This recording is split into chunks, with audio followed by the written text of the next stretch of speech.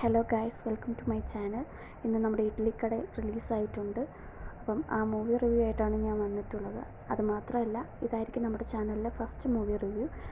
അപ്പം നമ്മളെ സപ്പോർട്ട് ചെയ്യുക. ഇതുപോലെ തന്നെ ഞാൻ പുതിയ പുതിയ മൂവിയുടെ റിവ്യൂസായിട്ട് വരുന്നതായിരിക്കും.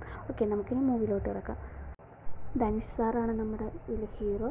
അതുമാത്രമല്ല, ധനുഷ് സാർ തന്നെയാണ് ഇത് ഡയറക്റ്റ് ചെയ്തേക്കുന്നത്.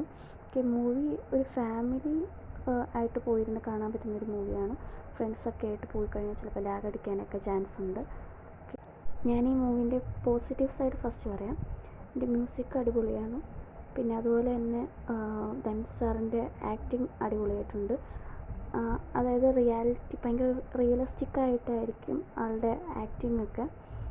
അതുമാത്രമല്ല, ഒരു വില്ലേജ് ഈ സ്റ്റോറി ഫുൾ ഒരു വില്ലേജിൽ നടക്കുന്ന കാര്യങ്ങൾ, അവിടുത്തെ ഫെസ്റ്റിവല്, അവിടുത്തെ അമ്പലത്തിലെ ഉത്സവം, അങ്ങനെയായിരിക്കും ഫുള്ളായിട്ട് പോകുന്നത് തന്നെ. അതൊക്കെ അടിപൊളിയായിട്ടുണ്ട്. അതുമാത്രമല്ല, ഭയങ്കര ഇമോഷണലായിട്ട്, അതായത് അച്ഛനമ്മ, ഒരു ഫാമിലി, അങ്ങനെയൊക്കെ വരുമ്പോൾ ഭയങ്കര ഇമോഷണലായിട്ടുള്ള കാര്യങ്ങളാണ്. അച്ഛൻ്റെ കാലശേഷവും അച്ഛൻ ചെയ്തുകൊണ്ടിരുന്ന ജോലി മകൻ ചെയ്യുന്നു, അങ്ങനെയൊക്കെ ഇമോഷണലായിട്ട് കുറേ സീക്വൻസിൻ്റെ അകത്തുണ്ട്. അതുമാത്രമല്ല, ഈ മൂവീൻ്റെ സ്റ്റോറി ലൈൻ അടിപൊളിയാണ്. സിമ്പിളായിട്ട് ധനുഷ് സാർ ഇത് അവതരിപ്പിച്ചിട്ടുണ്ട്. ഹീറോ ബാങ്കോക്കിൽ വലിയൊരു കമ്പനിയിൽ വർക്ക് ചെയ്തുകൊണ്ടിരിക്കുന്ന ടൈമിലാണ് അച്ഛൻ മരിക്കുന്നത്. അതറിഞ്ഞ് നാട്ടിലോട്ട് വരുന്നു. നാട്ടിലോട്ട് വന്ന് അച്ഛൻ ചെയ്തുകൊണ്ടിരുന്ന ജോലി എടുത്ത് ചെയ്യുന്നു. ഇതാണ് മെയിൻ സ്റ്റോറി. ബാക്കി ഇതിനെ ബേസ് ചെയ്തിട്ടാണ് ബാക്കിയെല്ലാം വരുന്നത്.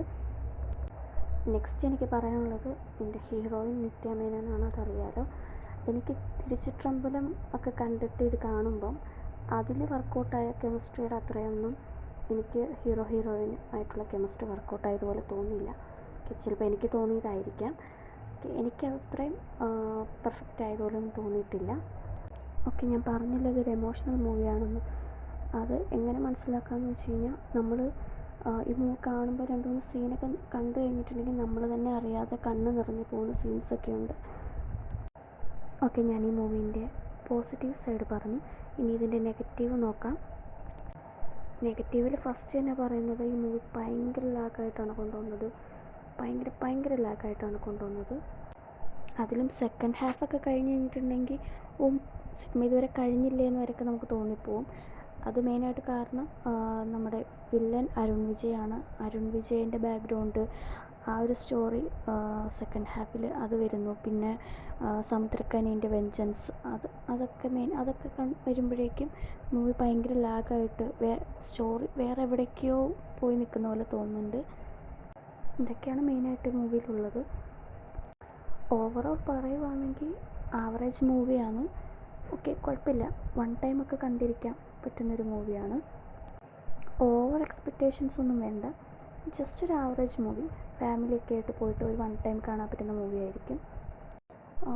ഇതാണ് മൂവി റിവ്യൂ. ഞാൻ ഈ മൂവി തീർച്ചയായിട്ടും തിയേറ്ററിൽ പോയി കാണണം എന്നൊന്നും ഞാൻ പറയത്തില്ല. പക്ഷേ തിയേറ്റർ എക്സ്പീരിയൻസ് വേണമെന്നുള്ളവർ നിങ്ങൾക്ക് തിയേറ്ററിൽ പോയി കാണാം. അല്ലാത്തവർ OTT റിലീസാകുമ്പോൾ കാണാവുന്നതാണ്.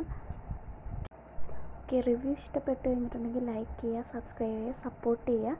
ഇതുപോലെ ഞാൻ പുതിയ ന്യൂ മൂവീസിൻ്റെ റിവ്യൂസുമായിട്ട് വരുന്നതായിരിക്കും. ബൈ.